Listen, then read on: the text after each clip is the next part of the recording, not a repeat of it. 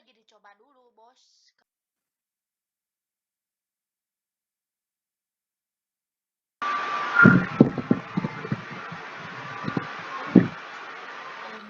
Udah di record ya. Ada Yaya.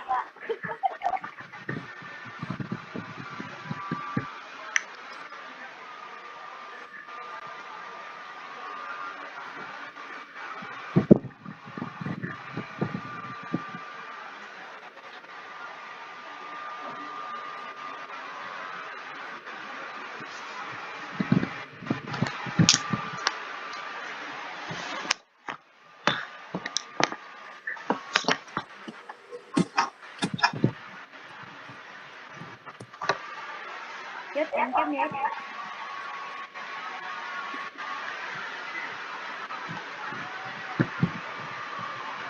Ingin hidungnya.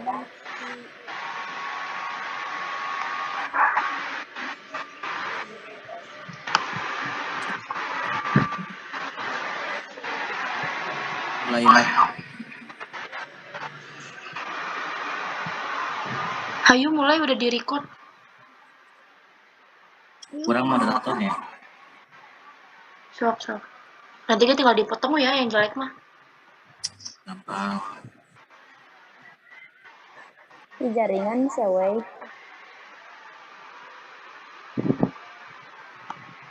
Sok 1, 2, 3.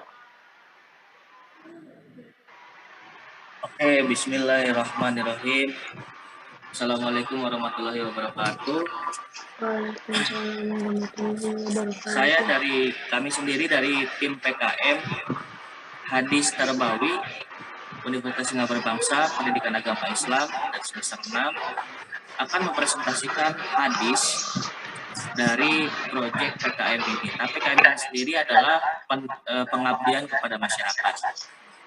Tim PKM kami terdiri beranggotakan yaitu saya sendiri sebagai moderator yaitu Riza Hatian Rahman, lalu ada Nuka Nur Fadila, ada Nena Nur Hikmah, Lima Khatibat Nur Zahro, Rafli Nur Seha, dan Rika Amalia. Nah, untuk penjelasan yang pertama akan dibawakan oleh Rima Fatimah Zahra. Untuk Teh Rima dipersilakan.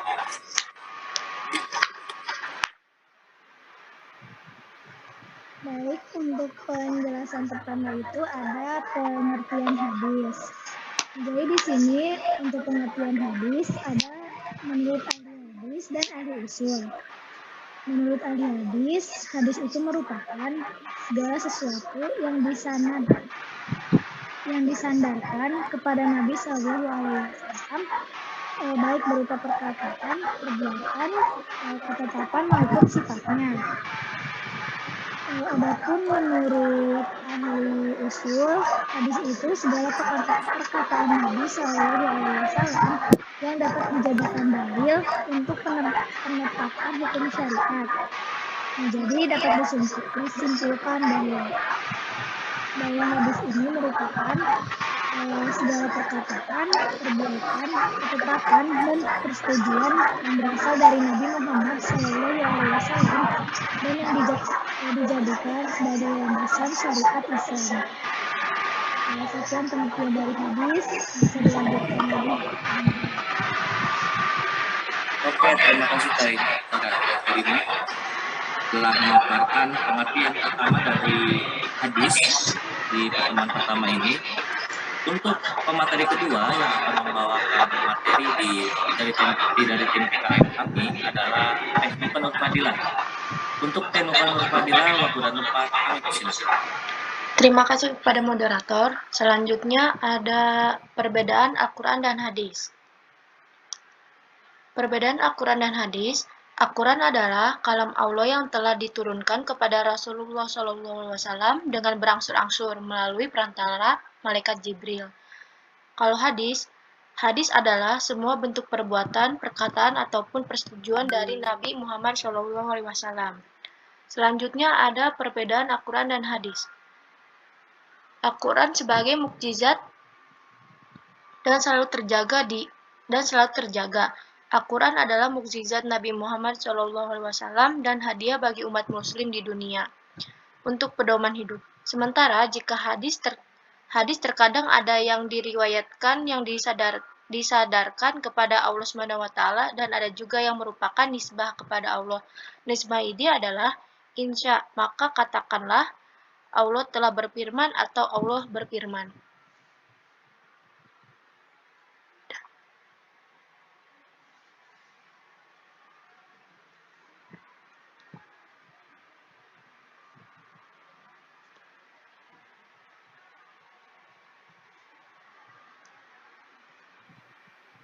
Ya, terima kasih untuk Tenuko Nur Fadilah yang telah membawakan materi kedua dari pengertian hadis.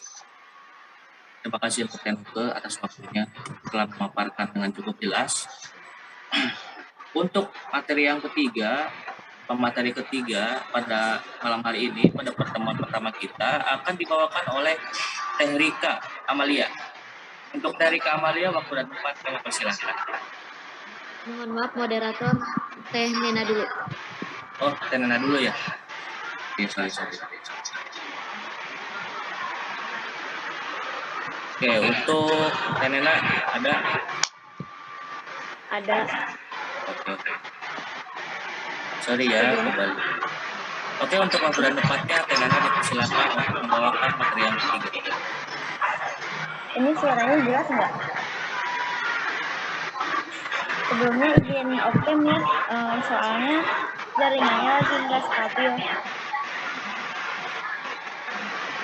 Materi selanjutnya itu ada kedudukan hadis dalam Islam. Pada suatu hari, Imran bin Husain duduk berbincang-bincang bersama sahabat-sahabatnya. Tiba-tiba di antara mereka ada yang berkata, "Janganlah kamu menceritakan kepada kami kecuali Al-Quran." Imran bin Husain berkata kepadanya, "Tahukah kamu, seandainya kamu dan sahabat-sahabat kamu hanya berpegang teguh kepada Al-Quran, maka apakah kamu akan mendapatkan penjelasan bahwa salat duha itu 4 rakaat dan salat maghrib itu 3 rakaat? Serta kamu mengeraskan bacaannya 2 rakaat pertama dari salat maghrib." Selanjutnya dia berkata, "Wahai kaumku, berpegang teguhlah dan ambillah daripadaku hadis Nabi Muhammad SAW. Karena sesungguhnya jika kamu mengabaikannya, niscaya kamu akan sesat." Banyak ayat Al-Quran dan hadis Nabi Muhammad SAW dengan jelas dan tegas memerintahkan dan mewajibkan mengikuti dan mengamalkan hadis, segala sesuatu yang bersumber dari Nabi Muhammad. Di antaranya adalah surat terdapat di firman Allah dalam surat Al-Maidah ayat 92 yang artinya, "Dan taatlah kamu kepada Allah, dan taatlah kamu kepada Rasul-Nya, dan berhati-hatilah jika kamu berpaling. Maka ketahuilah bahwa sesungguhnya kewajiban Rasul kami hanyalah menyampaikan amanat Allah dengan terang." Sekian pemaparan materi dari saya. Selanjutnya dilanjutkan oleh Teh Rika.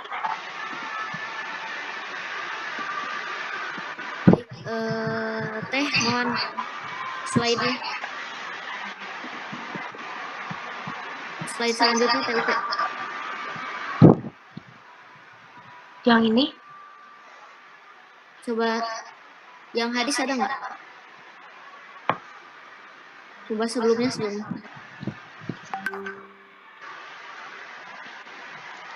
Oh ya, ada di situ. Nah, sebelumnya Teh Nena sudah yang tadi sebelumnya Teh Nena sudah menjelaskan ya kedudukan hadis dalam Islam tercantum dalam ayat Al-Quran. Nah, ada juga hadis Nabi Shallallahu Alaihi Wasallam. Yang tadi Teh,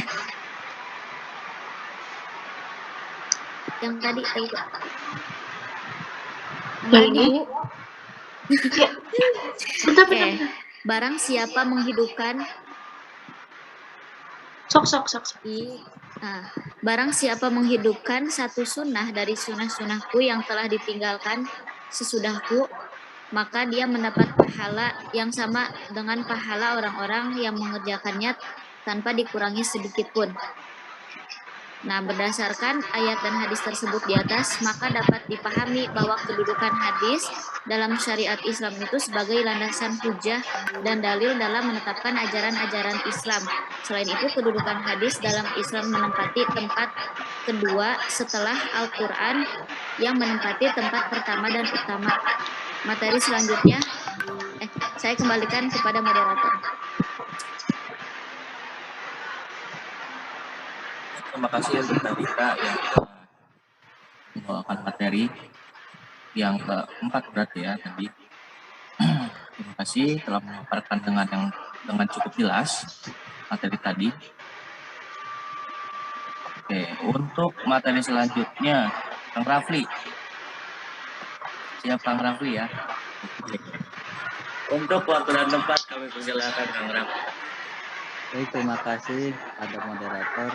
Ini saya akan menjelaskan sedikit sejarah tentang wabah dalam pandangan Islam.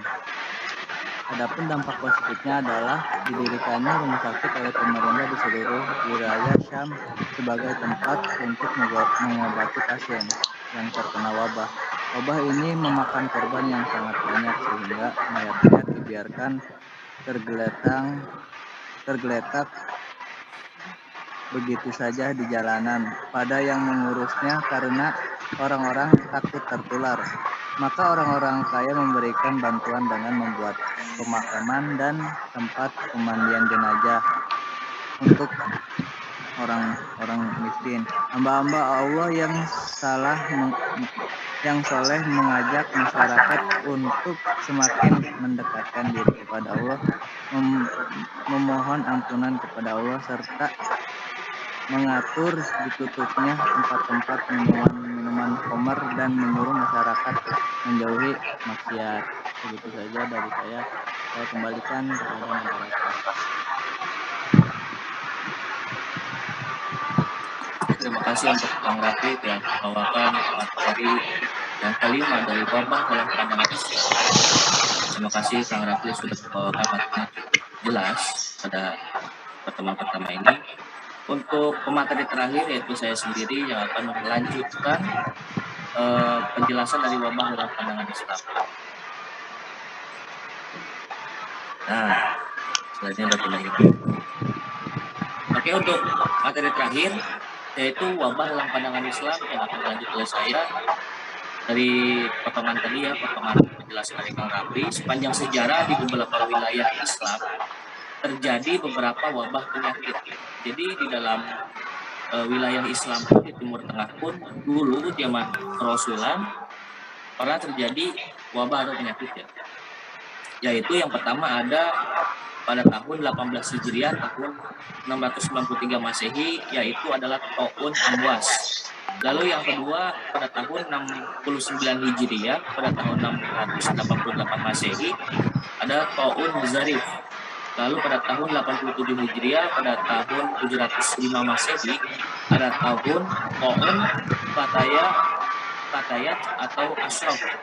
Lalu yang keempat pada tahun 131 Hijriah atau tahun 748 Masehi, ada Ta'un Muslim bin Utaibah. Nah, wabah-wabah yang terjadi pada masa dinasti Abbasiyah, Mamalik dan Ayyubiyah di wilayah Islam bagian timur dan barat. Jadi Ta'un ini menyerang pada bagian-bagian tersebut yang disebutkan dalam slide presentasi, yaitu ada dinasti Abbasiyah, Mamalik dan Ayyubiyah ya, bagian timur tengah dan barat Islam pada saat itu. Wabah merupakan bahaya terbesar yang mengancam jiwa umat manusia. Banyak dampak yang ditimbulkan, baik dampak negatif ataupun positif. Sebagai contoh dampak negatif yang ditimbulkan wabah pada masa pemerintahan dinasti Mamalik yaitu berkurangnya jumlah penduduk. Jadi pada saat itu dampak negatifnya jumlah penduduk sangat berkurang karena kematian ya, angka kematian tinggi. Bertambah sedikit jumlah petani yang terdampak pada penurunan hasil pertanian sehingga harga bahan makanan jadi tinggi. Belum lagi oknum yang tidak bertanggung jawab melakukan penimbunan bahan makanan. Tujuannya ingin memperkaya diri sendiri dengan memanfaatkan krisis yang terjadi. Di samping itu orang-orang miskin terpaksa mencuri karena kebutuhan yang mendesak. Wabah juga memakan korban jiwa para ulama dan orang-orang soleh. Hal ini mengakibatkan orang-orang kehilangan pegangan hidup sehingga mereka berpaling kepada dukun dan para peramal untuk mengisi kesenjangan jiwa mereka.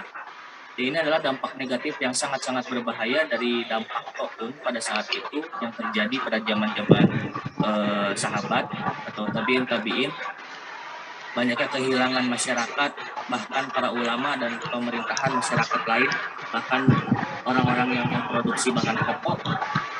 Pada hasilnya bahan pokok menjadi tinggi, para ulama meninggal, dan keimanan pun berpaling gitu ya, dari Islam ke para dukun untuk mengisi kesenjangan jiwa di sini disebutkannya. Dari sinilah terjadi kehancuran akhlak dan moral masyarakat. Nah, ini adalah dampak negatif paling tinggi dari taun pada saat itu, yaitu hancurnya akhlak dan moral umat manusia atau umat muslim pada saat itu terjadinya taun. Mungkin segitu saja pertanyaan pembahasan dari saya, materi terakhir dari wabah dalam pandangan Islam. Mungkin jika audiens atau teman-teman sekalian ada yang mau bertanya, dipersilakan. Ditampung dulu aja ya, Nanti kita diskusiin dulu bareng-bareng.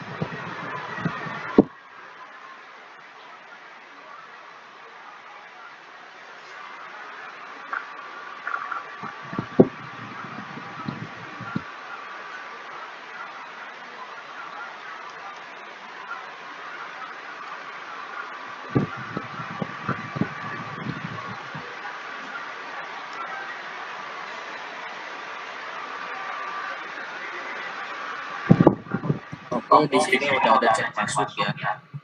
Tadi ada audiens yang bertanya lewat apa tuh namanya, chat ya, room chat Zoom.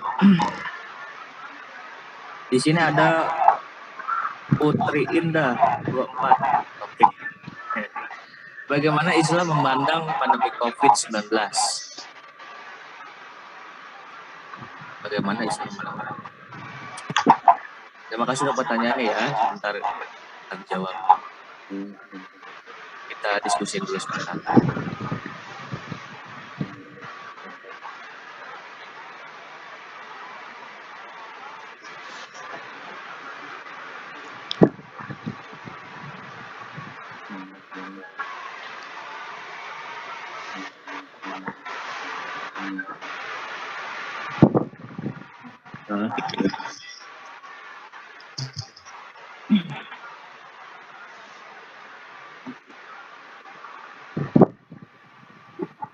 Oke, buat Teh Putri, untuk Teh Putri Indah ya. Jadi bertanya bagaimana Islam memandang pandemi COVID-19. Nah, kami di sini sudah berdiskusi ya, teman-teman PKM semua di sini sudah berdiskusi atas jawaban yang Teteh tanya tadi. Di sini kita sama-sama jawab, bertambahnya orang yang terjangkit virus corona atau COVID-19 pada hari sudah tentu membuat sebagian besar orang merasa cemas dan gelisah. Namun demikian, sebagai umat beragama, pandemi COVID-19 justru menjadi peluang mendulang berbagai amal utama. Tidak hanya ibadah kepada Allah, tapi juga kebaikan terhadap sesama manusia. Jadi ketika COVID ini, di zaman COVID ini ya, orang-orang nggak cuma ibadah itu cuma sholat, puasa, yang itu lah ya, yang benar-benar hablum minallah. Tapi di sini juga banyak sekali orang-orang yang beramal atas nama akhlak, atas niatnya akhlak, kayak memberi sembako, kirim sembako ke sana ke sini, ke sana kemari, karena kurangnya bahan pokok untuk dimakan. Karena pada saat itu kita tahu sendiri, tahun-tahun awal COVID itu banyak sekali kehabisan bahan pokok karena diserbu oleh masyarakat ya. Sebagaimana dicontohkan Nabi Muhammad SAW, kala pada zamannya juga pernah terjadi pandemi yang menulari banyak orang. Sebagai tindakan penjagaan, Rasul memerintahkan untuk tidak berdekatan dengan penderitanya. Nah, Rasul untuk pencegahan pertama, Rasul memberikan solusi agar tidak mendekati orang yang menderita penyakit ataupun wilayah yang terkena wabah. Disebutkan oleh Rasul, konsep karantina wilayah ini seperti diungkapkan dalam hadis riwayat Bukhari yang artinya, jika kamu mendengar wabah di suatu wilayah, maka janganlah kalian memasukinya. Tapi jika terjadi wabah di tempat kamu berada, maka jangan tinggalkan tempat itu. Yang pertama, jika wabahnya di luar desa kita, untuk tempat tinggal kita, maka kita jangan datang ke tempat wabah tersebut. Nah, jika wabah tersebut misalnya di wilayah kita, di desa kita, maka dari itu kita jangan keluar dari tempat kita tinggal. Dikhawatirkan kita bisa menularkan penyakit atau wabah kepada orang lain, pada akhirnya menyebarlah ke seluruh orang yang pada saat itu terkena oleh kita. Untuk meminimalisir orang-orang yang terjangkit, bahkan kondisi terburuknya itu akan meninggal, kehilangan nyawa karena wabah. Lalu di sini ada kutipan dari Asmuni. Dalam menghadapi wabah penyakit, Nabi Muhammad SAW memberikan konsep karantina untuk menyelamatkan nyawa. Hal yang terpenting Rasulullah di sini adalah menyelamatkan nyawa dari bahayanya wabah, dari ancaman kematian akibat wabah penyakit menular. Nah, di sini Rasulullah SAW benar-benar menjaga para umatnya pada saat itu wabah, pada saatnya ini kita juga terkena wabah, agar karantina itu fungsinya agar aman jiwa kita, agar aman nyawa kita tidak meninggal akibat bahayanya wabah atau penyakit. Mungkin jawaban dari pertanyaan Teh Putri ya, bagaimana Islam memandang pandemi COVID-19 itu diskusi dari kelompok kita. Terima kasih ya udah mau nanya, itu kelompok tim PKM kita. Barangkali mungkin segitu saja. Terima kasih Teh Putri, semoga bermanfaat apa yang telah kita diskusikan, jawaban yang telah kita berikan, semoga bermanfaat untuk kita semua. Mungkin untuk semuanya ya, tim PKM pada pertemuan pertama ini coba dulu buat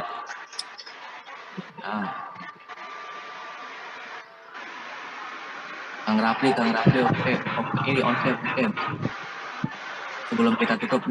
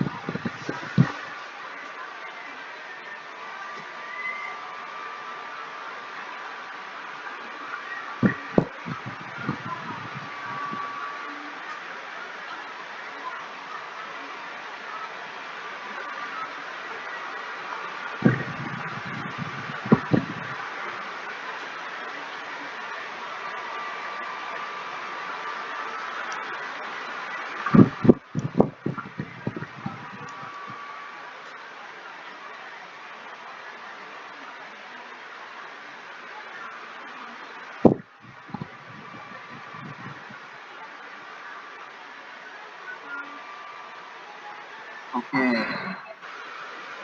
Ya untuk semuanya on cam dulu. Udah malam. Udah malam. Aduh, tim PKM nya kasihan ya. Ya, sebab-sebab nantinya ya. Teman-teman aku hanya ada rangkem.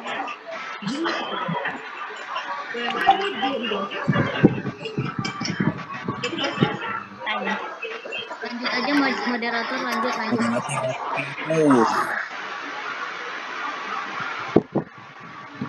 Oke, jika memang tidak ada pertanyaan lagi, kita tutup saja. Semoga apa yang kita sampaikan, apa yang kita edukasikan pada hari ini di tim PKM kita, ya, pengabdian kepada masyarakat tentang hadis, edukasi hadis yang kita sampaikan, semoga kita bermanfaat semua. Apa yang kita sampaikan, apa yang kita diskusikan pada hari ini, semoga kita bisa ketemu lain waktu, lain hari untuk materi-materi selanjutnya dari tim kami, tim PKM Universitas Singapura Bangsa, Prodi Pendidikan Agama Islam, semester 6. Wallahu a'lam bishawab. Assalamualaikum warahmatullahi wabarakatuh. Waalaikumsalam warahmatullahi wabarakatuh. Ini di stop ya. Makasih semuanya, maaf direpot.